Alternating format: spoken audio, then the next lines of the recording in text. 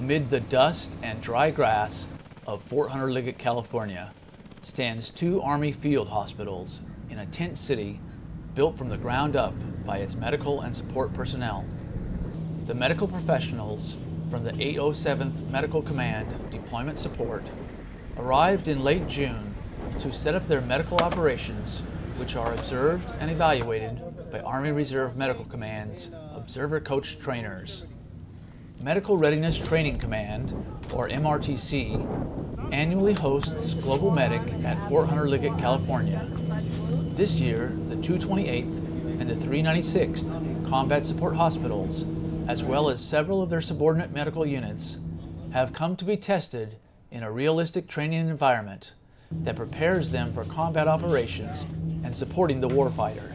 Sergeant Robert Nicholas, a combat medic from the 7304th Medical Training Support Battalion, shows us just one of the ways Global Medic is made more realistic for the training audience.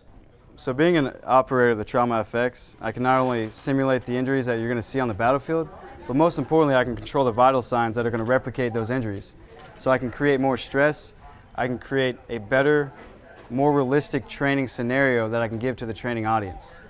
As trucks filled with injured soldiers arrived in waves on June 19, 2019, the process of diagnosis and triage is repeated over and over. Hospital personnel move patients into a busy emergency room, with teams focused on a few soldiers at a time as the OCT watches and provides updated information on vitals and conditions for the injured.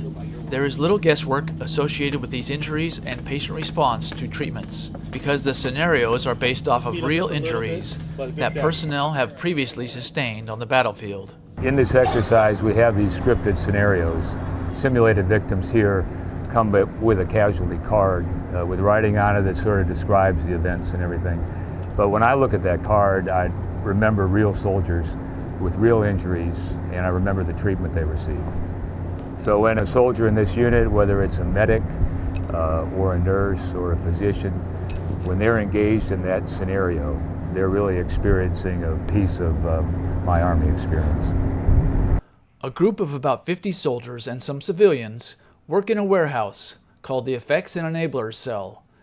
They make the scenarios from previous injuries come alive again for the Combat Support Hospital soldiers for this joint multi-component exercise.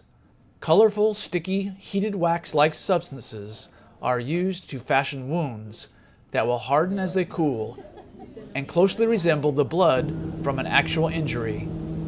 It makes the scenarios as realistic as possible for the training audience. Sergeant Kyle Pers, a nurse from the 3rd Medical Training Battalion, MRTC, explains why it is important to stress the patient processes by delivering so many wounded to the hospitals. We're trying to overwhelm the caches so they can figure out where their stress breaks are going to be. That way we can work those issues out before they actually get to the field. It'll stress their knowledge, it'll stress their ability to perform, and with the OCs watching, they can take note of this.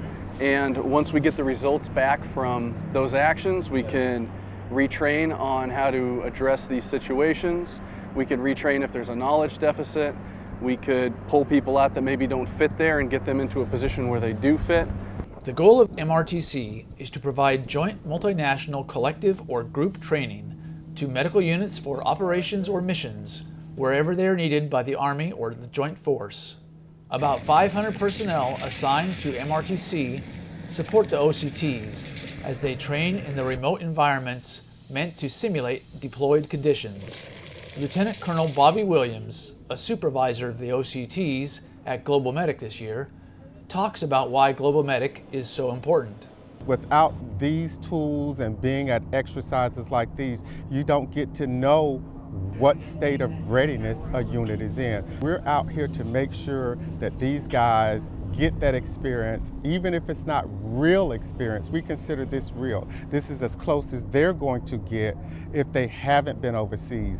Major John Russell, an emergency physician with the 228th CASH, shares his favorite part of Global Medic. Really getting to experience the work tempo, the environment. It's one thing to plan on a whiteboard how you're going to move your patients, through triage, through CBRNE decontamination. even just off of a bird and things like that. It's completely different when you get out here and the dust is flying and it's hot and 15 patients coming in at once. Getting the rhythm of the movement has been big. I really appreciate that experience.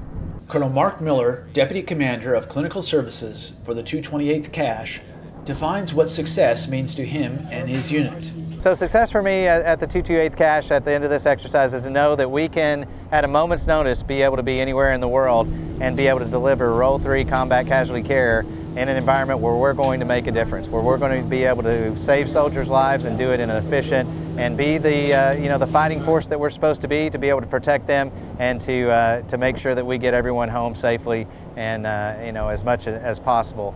Reporting from Fort Hunter Liggett, California, for Army Reserve Medical Command, I'm Sergeant First Class Kenny Scott.